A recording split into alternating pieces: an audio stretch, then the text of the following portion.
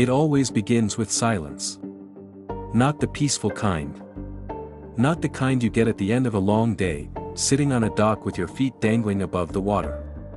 This was something else. A kind of silence that pressed down on your chest like wet canvas, heavy and thick with something unspoken. You could taste it in the salt air, feel it brushing the back of your neck even when the sea was calm. A hush so absolute, even the gulls refused to break it. It was dusk in the South Pacific, and the sky was bleeding orange into deep indigo. The horizon blurred into a vast, endless line where sea and sky merged into one endless unknown. Somewhere behind that fading edge of the world, our ship drifted. A speck of steel and rivets floating over something far older than we were ever meant to understand. There were 3 of us on watch. Forecastle duty. Nothing unusual. A few dolphins had been tailing us off the port bow for the better part of a day, dancing in the wake like kids skipping stones. We'd been watching them on and off, grateful for the distraction. Then they changed. It was subtle at first. One of the guys pointed out how tight their formation had become. Tense. Skittish. Like a pack of prey that already knew the predator had arrived. The water shifted. It's hard to explain how you feel a presence beneath the waves before you ever see it. But it happens.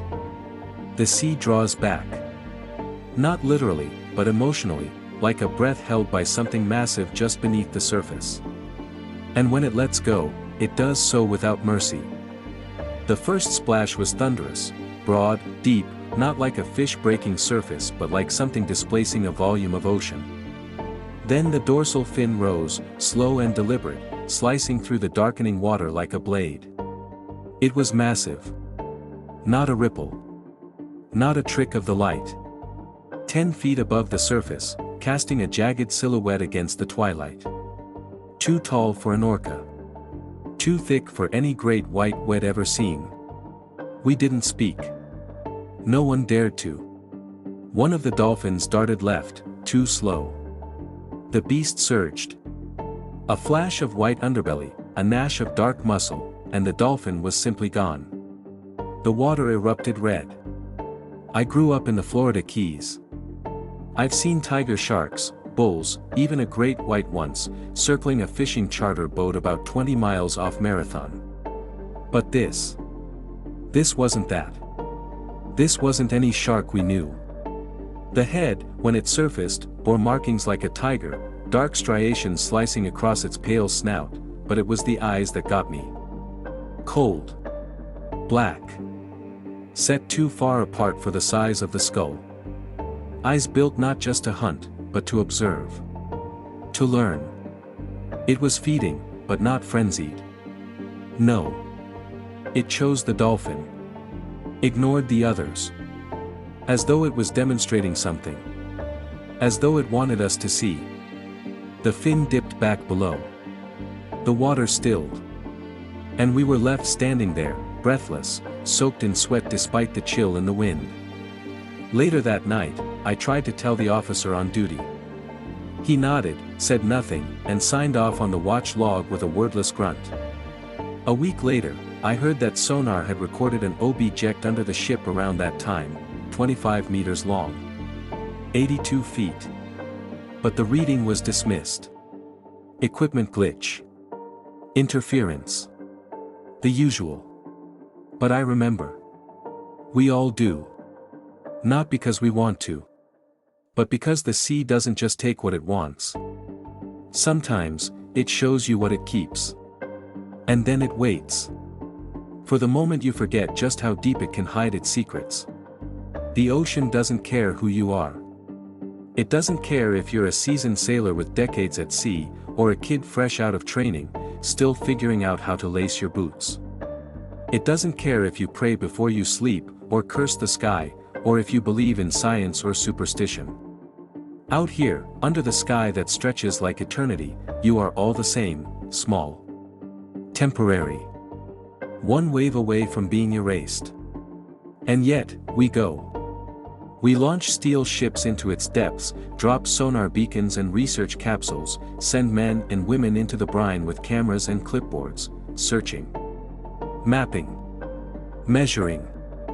As if trying to make sense of something older than memory, something that remembers us only by the taste of our bones. That's what makes this story different. Because this isn't about what we found in the ocean. It's about what the ocean let us see. It starts in a time that already feels like another life. Late 1990s, Indian Ocean. Aboard a US Navy vessel, en route to Goa. Routine mission. Calm waters. Nothing particularly worth writing down. And yet, what happened in those waters would haunt everyone involved, though few ever dared to speak of it. The ship was a Knox-class frigate, older than most of us on board. Steel hull, narrow silhouette, armed for escort duty and mid-range defense. A workhorse of the Navy's Pacific Fleet. That night, we had just passed the Maldives, slicing through dark waters as smooth as oil. I remember how strange the moonlight looked, too bright, almost artificial. It cast silver ripples across the sea, making the black water shimmer like stretched silk. I'd been in the Navy almost 5 years by then. Long enough to stop romanticizing it. Long enough to know that deployments rarely played out like recruitment commercials. But I'd also seen enough to know that the ocean has moods. And that night, she was quiet. Too quiet. There were 3 of us assigned to night watch on the forecastle, myself, Ramirez, and Bishop. Ramirez had this nervous energy, always cracking jokes and pacing like the deck would disappear if he stood still. Bishop was the opposite, silent, brooding, the kind of guy who could stare into the sea for hours without blinking. We'd learned not to talk too much on watch. You keep your eyes on the horizon, your ears sharp, and your mouth shut. That was the unspoken code. But that night was different. That night, the sea felt different. You get to know the rhythms, the gentle pitch of the ship, the distant hum of the engines, the way your boots scuff across the deck when it's damp. But that night, it was like something was missing. Like the air itself had gone still. Even the dolphins that had been tailing us earlier in the day were nowhere to be seen. I chalked it up to fatigue. Long hours. Monotony. But then Ramirez broke the silence. You feel that? I didn't answer at first. He repeated it. That. Stillness. I glanced at him. He was leaning against the rail, eyes scanning the water like he expected something to rise up from it. I started to say something, some throwaway joke about too much coffee, when Bishop spoke up for the first time that night. It's the quiet before, he said softly. Ramirez frowned. Before what? Bishop didn't answer. He didn't have to. Because just then, the sea shifted. Not visually. Not yet. But something. Pulsed. Not a wave. Not a sound. A sensation, like pressure had dropped suddenly, or like we'd entered a pocket of thicker air. You could feel it in your chest, behind your eyes. Like the atmosphere itself had leaned in. Ramirez and I both turned toward the starboard side. A few seconds later, the dolphins reappeared, half a dozen of them, slicing through the water like silver darts. Only now they weren't playing. They were fleeing. I've never seen dolphins swim like that. No arcs. No leaps. Just straight lines, tight group, heading away from us fast. Their movements were sharp, erratic, almost panicked.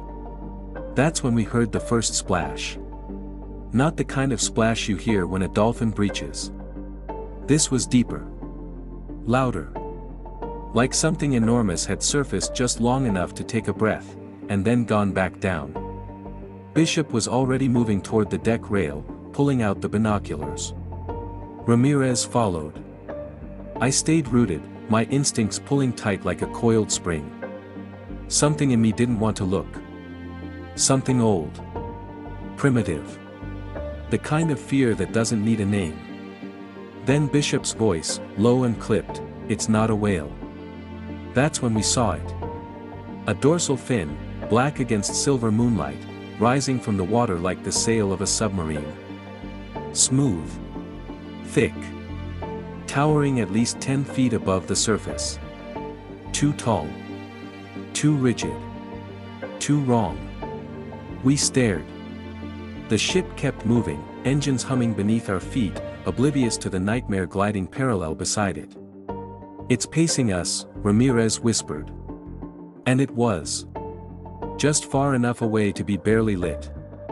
Close enough that we could see the dark shadow shifting beneath the surface, long, impossibly long. A sinuous blur trailing behind that jagged fin. None of us said what we were thinking. Not yet. Because saying it would make it real. And real meant we weren't alone out there anymore. Not by a long shot. It was the second night. Same waters. Same ship. Same 3 men on watch. And yet, nothing felt the same. The sun had dipped beneath the western horizon a few hours earlier, leaving behind a ribbon of violet light that quickly faded into the deeper black of ocean night. The stars overhead were sharp, scattered like frost, too clear for comfort. There was no cloud cover, no haze. Just sky. Just sea. Just silence. We hadn't spoken much since the sighting. No one wanted to say it out loud. Not what we'd seen. Not what we thought it might be. Even Ramirez, who could usually fill a whole hour with jokes and stories about his girlfriend back in Corpus, was tight-lipped, eyes locked to the sea. "I called my brother during Liberty in Bahrain," he said eventually, almost to himself. "He's a marine biologist. Told him what we saw." You know what he said? No one answered. Still, he kept going. He said it was probably a trick of the light. Dolphins breaching, we misjudged the distance, got spooked. Said even great whites don't grow that big. He paused, then added, but even he didn't sound like he believed it. I didn't respond. I just adjusted the strap on my binoculars and resumed scanning the waves. Then the sonar pinged. It was faint, barely audible from our position topside, but distinct. A muffled ba-donk that vibrated faintly through the steel beneath our boots. Bishop looked up from the port side. "That's forward array," he muttered. "Sweep mode." We knew what that meant, something had been picked up. And the sonar techs were trying to confirm it. A few seconds later, a second ping, closer, sharper. Ramirez exhaled sharply. "Tell me we're tracking a whale." But we all knew better. This was the Indian Ocean. We'd seen whales before. Hell, we'd seen subs before. But whatever this was, it wasn't broadcasting anything. No ID signature. No propulsion hum. Just mass. Then came the knock. Not from the sonar room this time. This was on the hull. A deep, resonant boom, like someone had slammed a battering ram into the underbelly of the ship. The entire forecastle jolted. A rattle of loose bolts. A shiver through the rails. We all froze. What the hell was that? Ramirez hissed. Before anyone could answer, a second impact. This one hit aft, somewhere along the stern. The ship lurched. Not enough to throw us off balance, but enough to make the deck moan beneath our boots. Alarms didn't go off. No lights. Just impact. Then silence. What if we hit something? I said. Or something hit us, Bishop replied flatly. Another sonar ping. This one rapid. Urgent. And then. The screeching. It came from below, deep and metallic, a teeth-on-steel sound that crawled up through the frame of the ship like a scream buried in the bones of the hull. Something massive was scraping against us. Running the length of the underside. I remember the way it sounded. Not random. Not panicked. It was methodical. Measured. Like a predator brushing its prey. Ramirez bolted for the internal comm box and patched into CIC. "Bridge, this is forward watch. We're registering hull contact. Port side. Unknown source. Repeat, something is scraping the damn hull. Static. Then, acknowledged, forward watch. Maintain position. Engineering is checking pressure readouts. Nothing on scopes. Nothing on scopes. Of course not. Whatever this thing was, it was beneath the instruments. We stood there for what felt like an eternity, staring over the edge of the deck, searching for movement. My eyes darted between the glint of bioluminescence and the steady churn of the ship's wake. I was about to step back when I saw it. Not a fin. Not a shape. A shadow. Long wider than the ship's beam. A slick, sinuous mass sliding just beneath the surface, barely breaking the tension of the water. And at the head of it, two pale orbs. Reflections, maybe. Maybe eyes. But they were there. Locked on us. Following.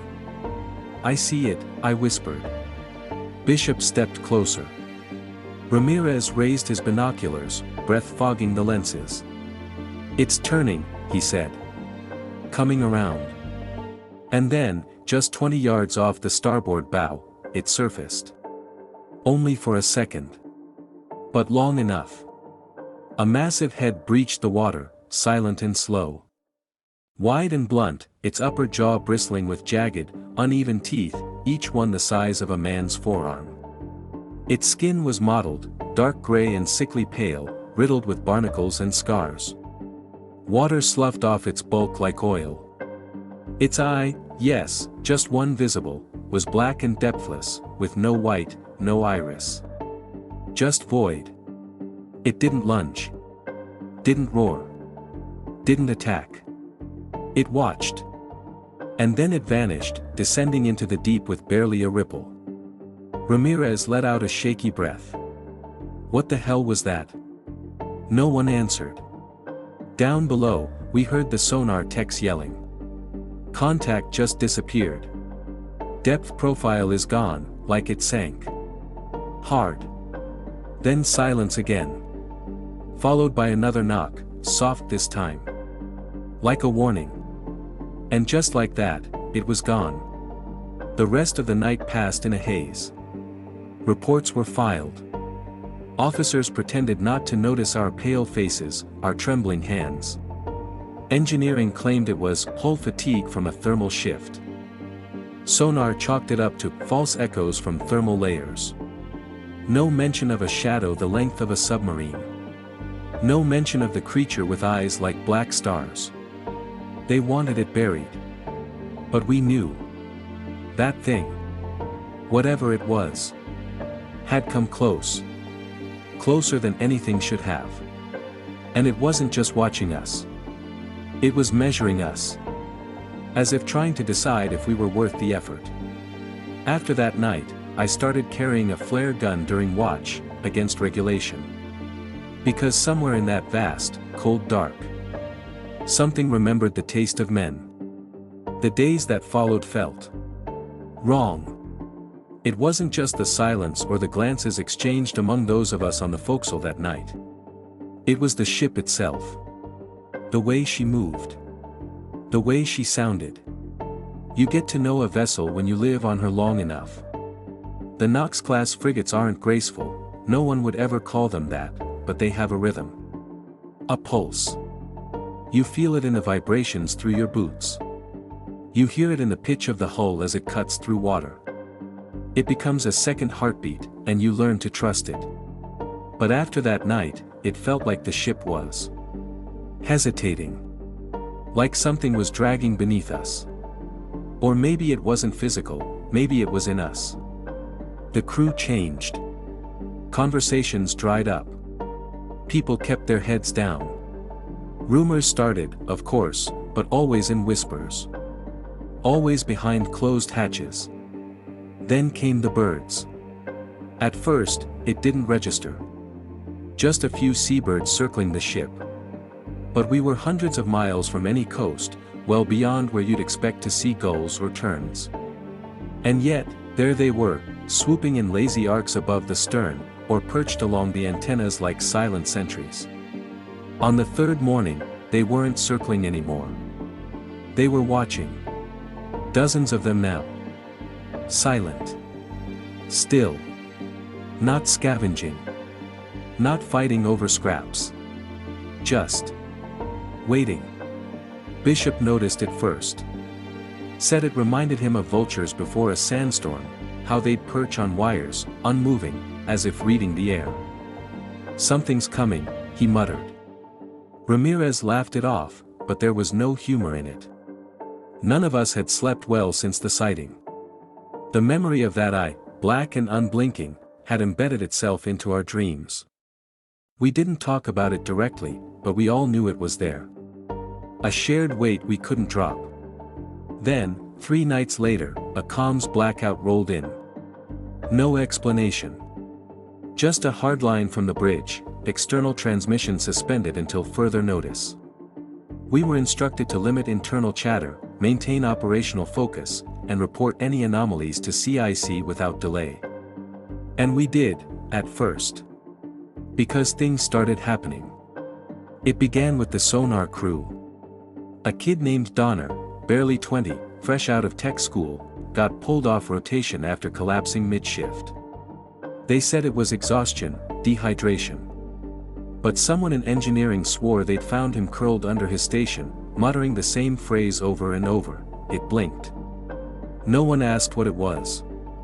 Then someone found claw marks on the portside maintenance raft. That's what they looked like, anyway. For deep gouges running the length of the outer hull, maybe 2 inches apart. Engineering said it was likely debris, scrape damage from a drifting container or submerged wreckage. But there was no record of any impact. No vibrations. No alerts. And the marks were clean. Too clean.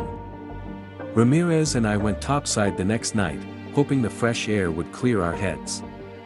We brought Bishop with us, unspoken agreement that none of us should be alone anymore. It was nearing midnight. The water was calm again, flat and dark as obsidian. Even the wind seemed to have died. We leaned over the starboard railing, staring into that glassy expanse, pretending not to be looking for a shadow. Then Ramirez froze. "Did you see that?" he whispered. I didn't answer. I was already reaching for the binoculars. Something had moved. Just below the surface, barely a shimmer, a ripple breaking the starlight. Too large for a dolphin. Too fast for driftwood. It was moving with us again. Pacing. I focused the lenses, adjusting for distance. And there it was. Not clear. Not fully visible. But there. A pale blur beneath the surface. Longer than our frigate. Sliding like liquid shadow just beyond the reach of light. It was almost elegant in the way it moved, graceful in a way that belied its mass. And it was watching again. I felt it, the way you feel a camera lens on your back. Then, with no warning, the sea bloomed red. A school of flying fish erupted from the water in front of us, scattering in panic. In their wake, a geyser of blood. Thick. Viscous. Spreading fast. Bishop swore under his breath. No one else spoke. No impact. No sound. Just blood. As though something had been taken without a struggle. We reported it to the officer on duty. He marked it down as a marine life event, possible whale strike. No further action necessary. But that wasn't the end of it. Next came the sound. It started the following evening. Just after lights out, while most of the crew were racked out or on skeleton shift. A low-frequency hum, barely audible at first, like a subwoofer 3 decks below. It vibrated through the bulkheads, a slow, methodical pulse. Not mechanical. Not rhythmic. Alive. At first, we assumed it was coming from engineering. Maybe a failing coolant line, or a compressor loop. But then the intercom flickered on, garbled with static, no announcement, just the hum, amplified. It filled the ship like a second engine. Crew members began reporting headaches. Nosebleeds. One guy claimed his fillings started to ache. Another said he heard whispers layered in the sound. Then it stopped. Just like that. Silence returned. But it wasn't empty anymore. It was loaded. Like the ocean itself was holding its breath. The next day, we lost one of the lifeboats. Gone. Just. Gone. A davit arm torn clean, twisted like paper. No storm. No wake turbulence. No collision logged. Just metal sheared through and cables hanging limp over the rail. We found the torn end stained with something dark. Oil? Blood? The lab couldn't decide. The captain finally addressed the crew. He called us together in the mess. Said we were navigating anomalous thermal currents, and that sudden shifts in pressure could cause strange acoustic or structural phenomena. That we should trust the equipment, follow protocol, and maintain operational discipline. But his eyes told a different story. He looked tired. Not the usual kind. Not the kind you get from long watches and administrative headaches. No, this was deeper. He was scared. And he was out of explanations. Later that night, Bishop came to me. Said he wanted to show me something. He pulled a strip of film from his locker, 8mm, old school. Said had been running a personal rig off the side of the ship. Trying to capture bioluminescence. Something had triggered the motion sensor. We projected it in the storage bay. The first 10 seconds showed what you'd expect: dark water, scattered sparks of algae, soft glow from the ship's lights. Then, a shape. Fast. Huge. Too fast for the lens to track, but not fast enough to hide what it was. A massive body, streaking past just under the surface. For a split second, the camera caught a glimpse of its side, pale gray skin, patterned like scars. And something else. Teeth. Not in a snarl. Just visible through the open part of its mouth. Jagged. Uneven. Some broken. Some gleaming. And the eye. Just like before. Big. Hollow. Reflecting nothing. It looked aware. The film ended. We stared at the blank wall for a long time before Bishop finally spoke. That thing's not hunting. I turned to him. Then what's it doing? He swallowed. It's guarding. I didn't understand at first. But the next morning, I did. Because sonar lit up again. This time, it was different. Multiple contacts. Not one. 3. All large. All silent. All deep, hovering just above the continental shelf, 400 meters below us. No movement. Just holding position. Ramirez was the first to say it out loud. It's not alone. And neither were we. There's a shift that happens on a ship when logic starts to crack. At first, it's invisible. A subtle tension in how people move, how they speak. Officers start double-checking reports they'd normally sign without reading. Conversations drift lower, quieter. Even the laughter, when it comes, has that brittle, too loud edge. It's not fear yet. Not officially. But it's close. After the sonar pings revealed 3 massive, stationary contacts beneath us, CIC went dark. Not offline, just sealed. No one in or out unless you had clearance. They said it was a systems diagnostic. Possible ghost contacts caused by thermal interference, the CO announced during the evening brief. Standard recalibration underway. But no one bought that. Because the contacts didn't vanish. They held position for 3 days. 3 full days of us drifting over something we couldn't see, couldn't explain, and weren't allowed to talk about. At first, they tried to maintain normalcy. Drills. Watch rotations. Even a barbecue on the flight deck. But the act wore thin fast. You could see it in the crew, eyes twitching toward the horizon, heads snapping up at strange sounds in the bulkheads. Even the dolphins had stopped trailing us. That, more than anything, felt like an omen. Then came the divers. No announcement. No protocol. Just a classified ops order, a sealed briefing, and the arrival of 3 men we'd never seen before, flown in by Hello from Diego Garcia. Civilian clothes. Military bearing. One of them, tall, lean, pale, carried a silver case with no markings. They were escorted directly to the CO's quarters. A few hours later, a restricted zone was established along the port stern. We weren't told what was happening. But those of us who worked deckside saw enough. Divers went down in pairs. Tethered. Armed. Not unusual in itself, we'd done dives on live fire ranges before, but this was different. They weren't inspecting damage. They weren't running drills. They were searching. For something. When they resurfaced, it was fast. Too fast. One of them vomited as soon as his helmet came off. Another refused to speak at all, just sat staring at the water, muttering something under his breath.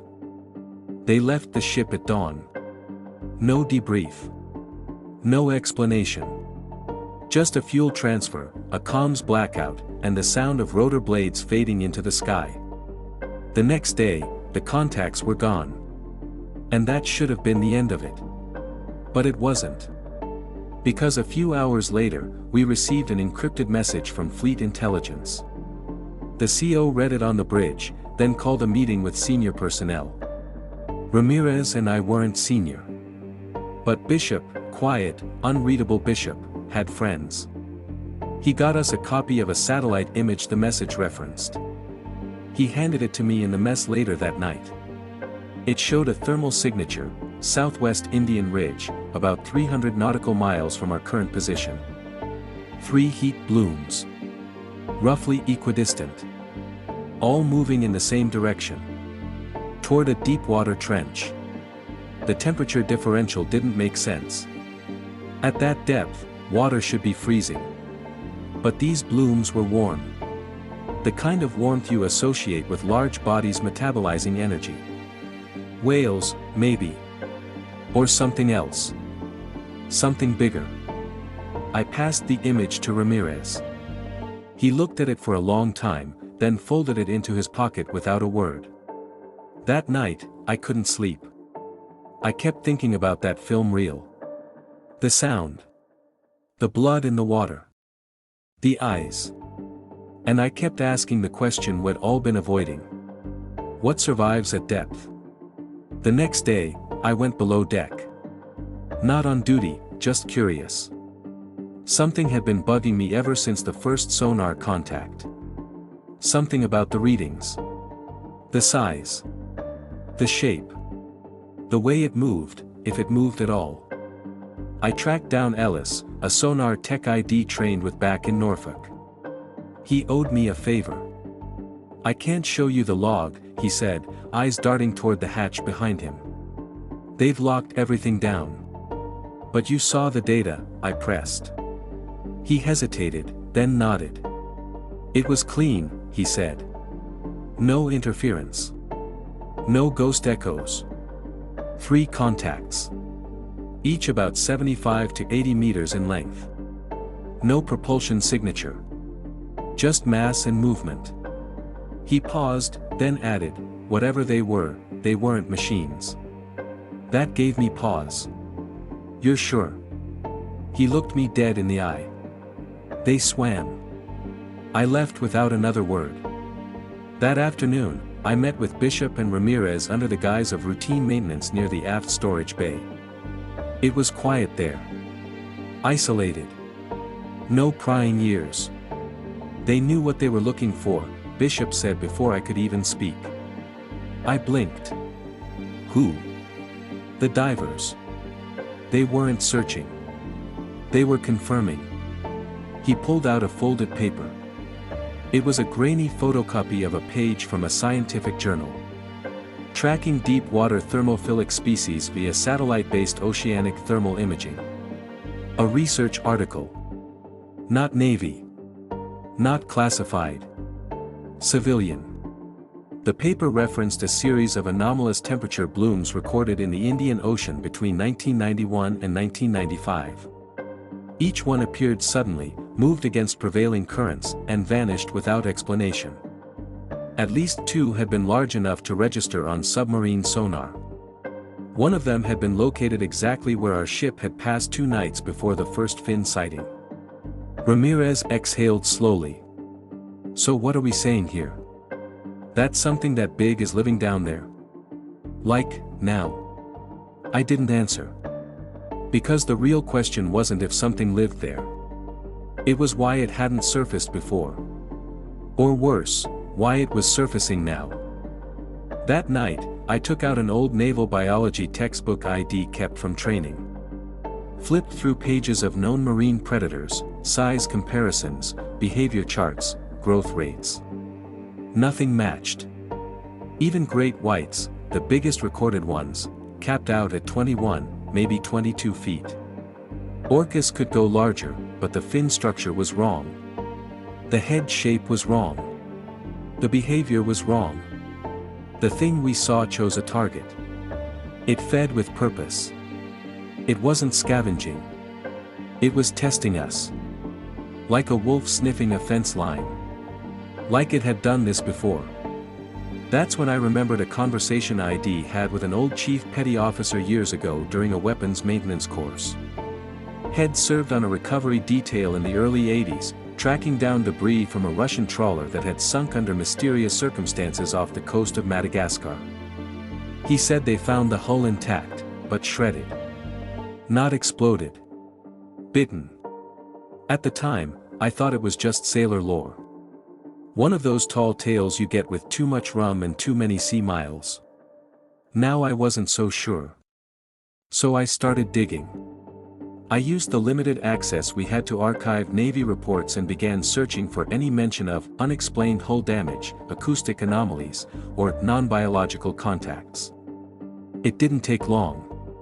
The deeper I went, the more I found: redacted reports from oceanic research vessels, unexplained power outages on deep-sea rigs, emergency evacuations following structural compromise.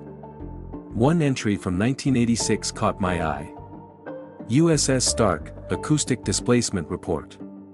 Object submerged, 20+ meters, unknown biological entity. Patterned approach behavior recorded. No aggressive action. Log classified pending further analysis. There was a pattern. Every 6 to 10 years. Different oceans. Different vessels. Always the same footprint. Always the same silence afterward.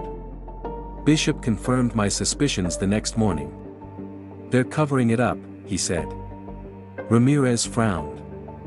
Why? Bishop's eyes were hard. Because if the public knew something that size was still alive, the whole narrative falls apart. Extinctions. Evolution. Oceanic mapping. We've been pretending the sea belongs to us. But it doesn't. Never did. That stayed with me.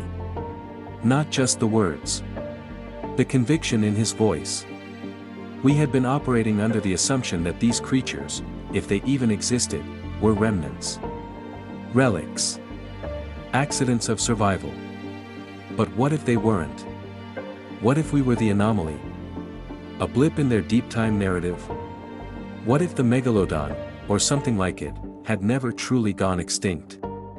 What if, like certain deep-sea fish, they had simply adapted? Gone deeper. Slower. Smarter. Waiting for the surface to forget them. And now, something had changed. Maybe it was noise pollution. Maybe it was climate shift. Maybe it was the endless parade of submarines and sonars and seismic pulses we blasted into the deep. Whatever it was, it had driven something up. Not in rage. Not in fear. But in interest. And that's what terrified me most.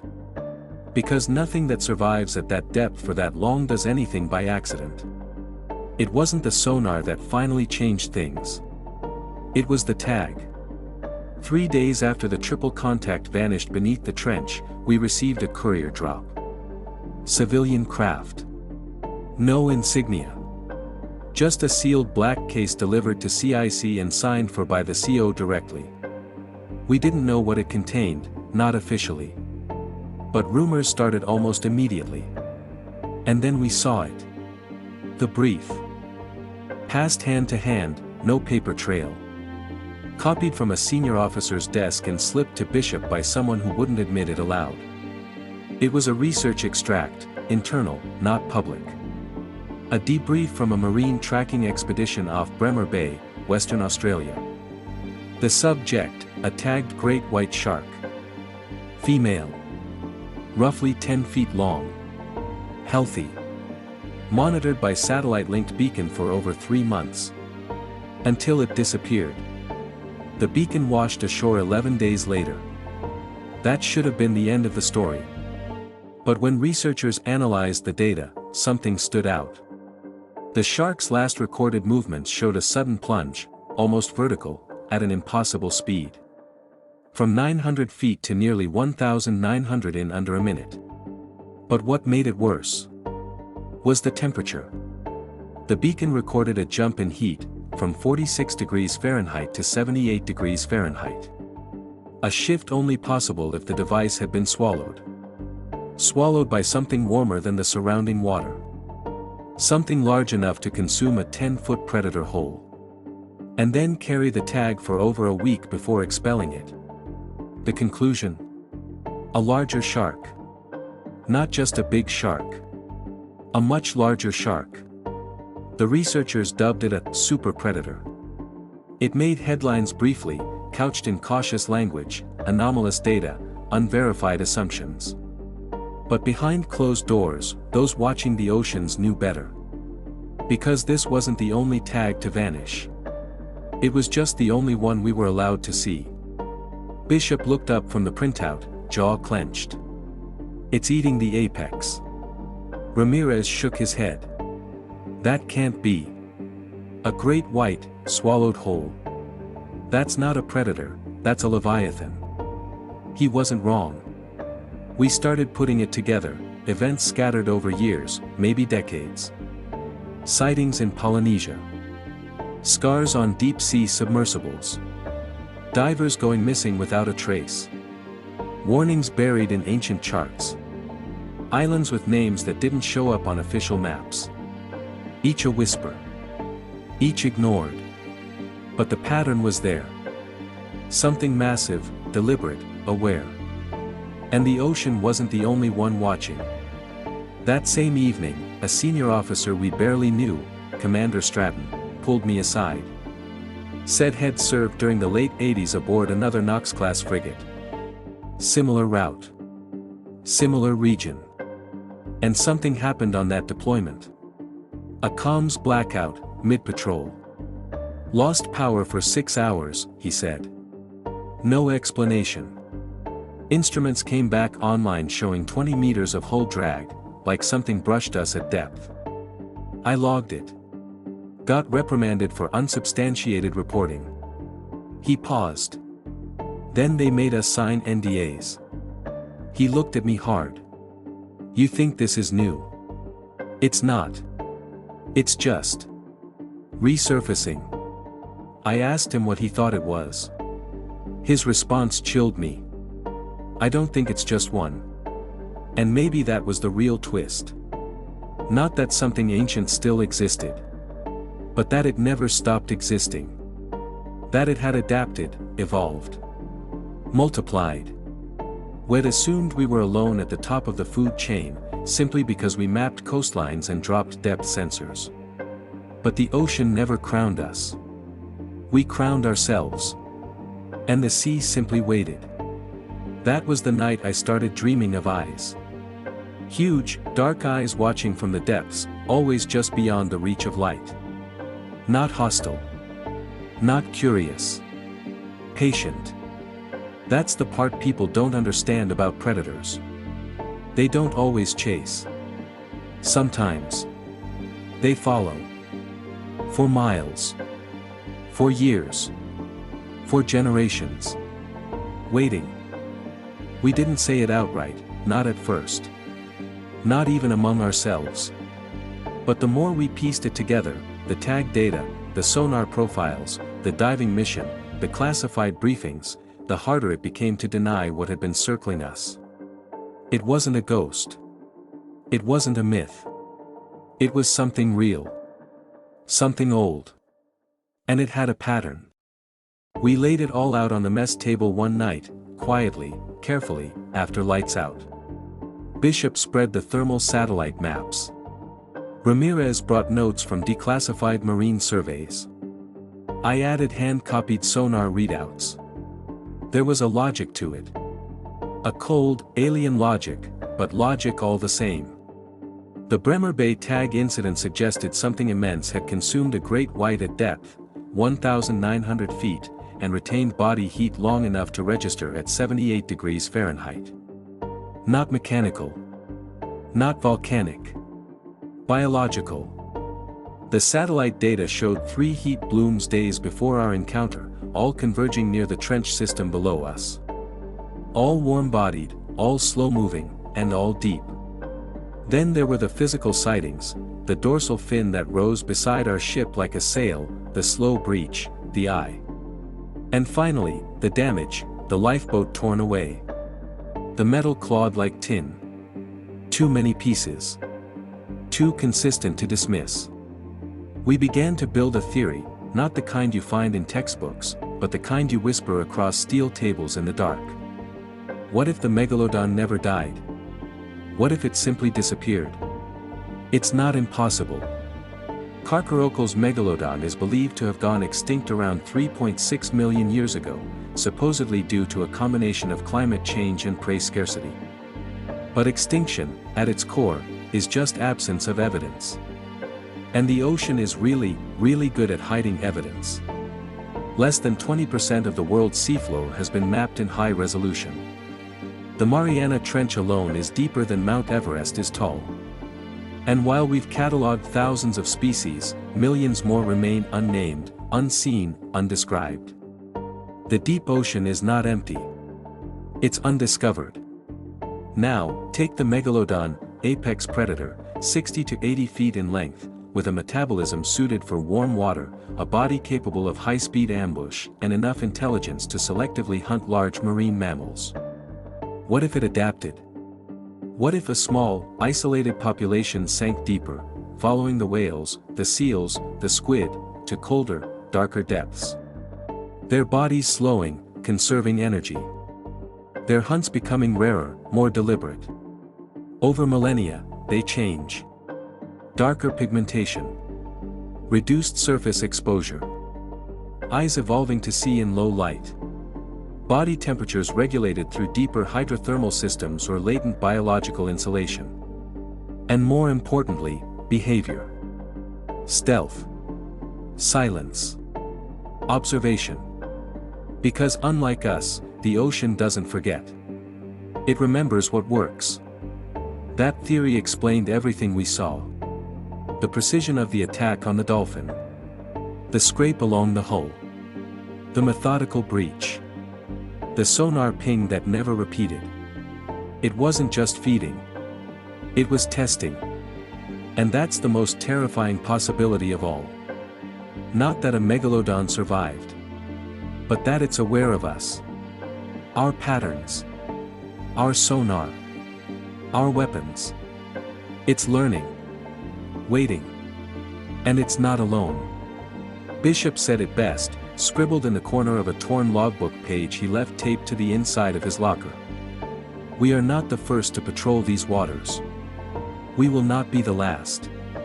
But we may be the first they let see them, and live.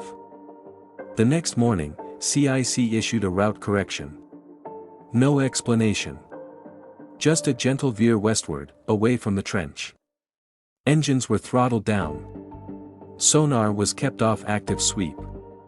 Whatever we had passed over, they didn't want to provoke it. The ship returned to routine. Drills resumed. The birds disappeared. The calm's blackout lifted. But the feeling didn't leave. You could still feel it in your gut, that hollow pressure. That subtle suggestion that something huge was just below, waiting for the next mistake. The official report read as expected. Thermal anomaly. Mechanical stress. Hull scrape likely from submerged wreckage. No mention of creatures. No mention of a missing lifeboat, or a sonar return the length of a blue whale. No mention of eyes watching from the dark. That's how they do it. Keep it buried. Classify the data. Discredit the sightings. Let the ocean swallow the truth. But some of us remember. And we're left with the story. The reconstructed outline of something not meant to be understood, only respected. Feared. Not because it's evil. But because it doesn't care. It doesn't have to. It survived without us for millions of years. And it could vanish again just as easily. Until it chooses not to. For a while, the theory held. It gave the crew something to lean on, a shape to the fear. A predator, yes.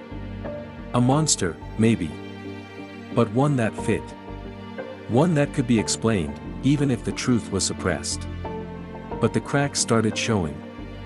The first was in the sonar logs. Ellis came to me a week later, pale and shaking. Said he'd gone back to review the contact data from the night the lifeboat vanished, out of curiosity. And the timestamps didn't match.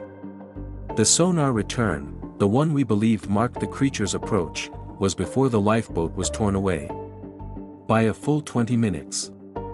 I thought maybe it circled, he said. But that doesn't make sense.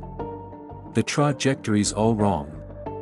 He paused, then added, it wasn't alone. That hit like a weight. Because if there were more, if what we saw was just one of several, then everything we thought we understood was incomplete. But it got worse. 2 nights after that, I was on maintenance shift when I passed the holding freezer. It was supposed to be locked, some damaged sonar equipment inside awaiting offload. But the latch had been left ajar. Inside was the body of a dolphin. Or what was left of one. It had been hauled in 2 days prior, recovered by the watch team after floating near the stern. No entry had been made in the log. No report filed. It just appeared. I opened the door fully and stepped inside. Its body was half shredded. Jagged rips down the flank, flesh stripped and clean, curling spirals. Teeth marks, but not the kind you'd expect. These weren't clean punctures. They were uneven. Fragmented. Like multiple jaws had closed on the same spot. It didn't look like a kill. It looked like a message. I left without speaking to anyone.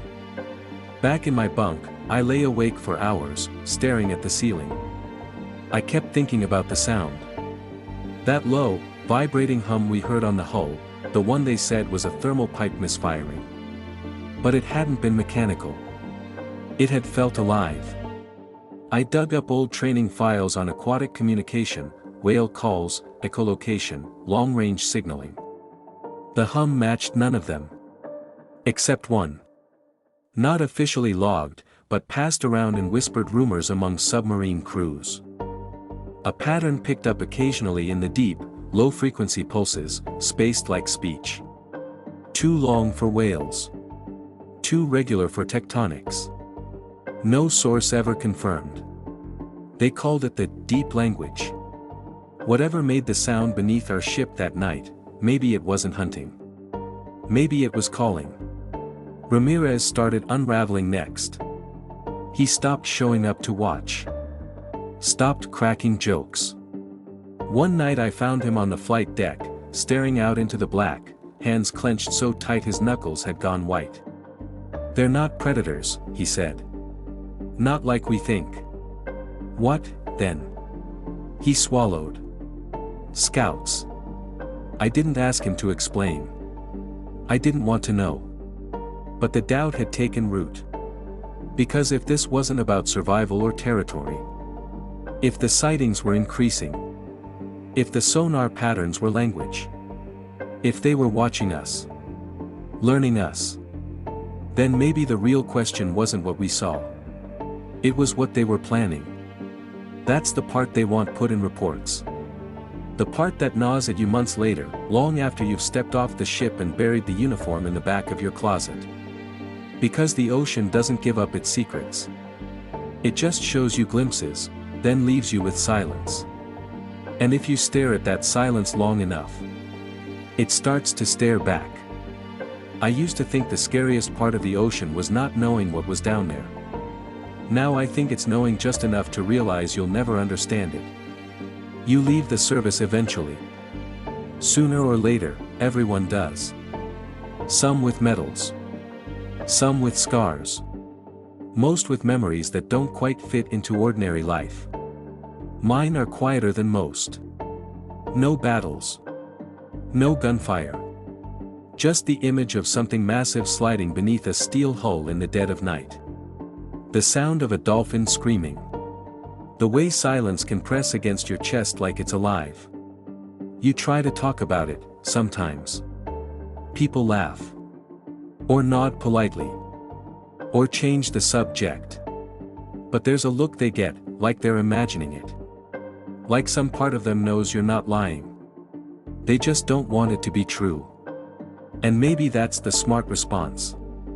Because it's not just the fear of the thing, that it exists, that it's big, that it kills. It's what it represents. A crack in the glass we stare through every day. A reminder that for all our satellites, all our sonar, all our arrogance, there are still places in this world we don't control. Still predators that haven't forgotten us. Still depths that don't care whether we come back. I find myself going back to that night sometimes, not in dreams, exactly, but in quiet moments. When the house is still. When the wind moves in just the right way, and the dog lifts his head like he heard something you didn't. It's not fear, exactly. It's not wonder, either. It's respect. The kind you only get after being reminded how temporary you really are. I don't pretend to have answers. I don't know if it was a megalodon. I don't know if there's more than one. I don't know if they're watching, or hunting, or simply remembering. But I know what I saw. And I know what the ocean let me see. That's the difference, isn't it? We think we're explorers. But maybe we're just trespassers. It's been years now. Different oceans. Different ships. Most of the crew from that deployment scattered to other posts, or out of the service altogether. I haven't spoken to Bishop in a long time. Last I heard, he left the Navy and bought a boat, just a small one. Spends most of his time near lakes now. Ramirez. Never really came back. Not all the way. He stopped sleeping through the night. Moved inland. Far inland. I still get emails sometimes. Mostly short. Heard about a sonar return off New Zealand. Did you see the fishing trawler lost near Tonga? No wreckage. Deep Blue's last satellite ping disappeared again. Same region. I don't answer anymore. Because what am I going to say? Yes. I remember. Yes. It still follows me. Yes. I think it's still out there. No one ever found the lifeboat. The official records call it an accident, metal fatigue, corrosion, exposure to salt. But we know better. There are things the ocean keeps.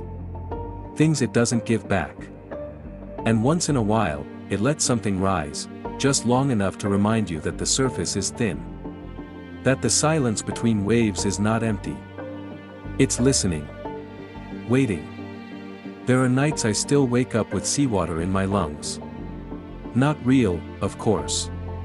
Just the memory of it. The smell of rust and salt. The hum of sonar beneath my boots. That low vibration that settles behind your ribs when something too big is too close. I go to the window. I look out. And sometimes, just sometimes, when the clouds are thin and the wind is still, I swear I can see it again. Not the shape. Not the fin. Just the space it left behind. Like a shadow on the ocean that never quite fades. Like something that isn't gone. Just quiet. For now.